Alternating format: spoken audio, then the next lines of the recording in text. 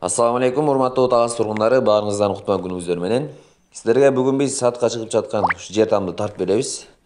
Дарегине токтолуп кетсек, Оторобай көчөсүнүн эле ылдыйкы көчөсү бул Маяковский көчөсү менен кесилишкен Некрасова көчөсүнө жайгашкан экен. Туугандар, каналга катталып, лайк басканды унутпаңыздар. Жана ошондой эле там издеп жүргөн тааныштарыңыздарга ушул видеону жөнөтүп коюңуздар суранабыз. Анда эмесе үйдү тартып берели. Мынакей өзүңүздөр көргөндөй кенен эшигинин алды бар. Ошондой эле там участок өзү 6 сотик экен.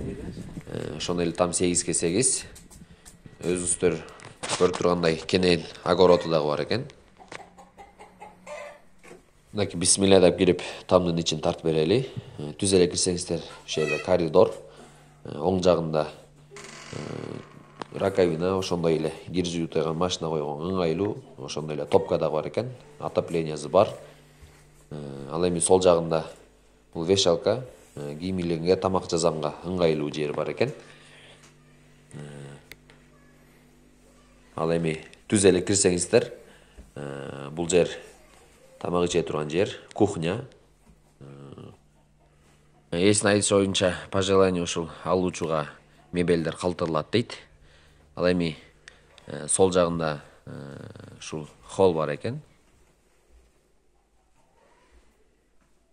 Мынакей түз эле кирсеңиздер, бул жерде спальный, детский спальный бар экен.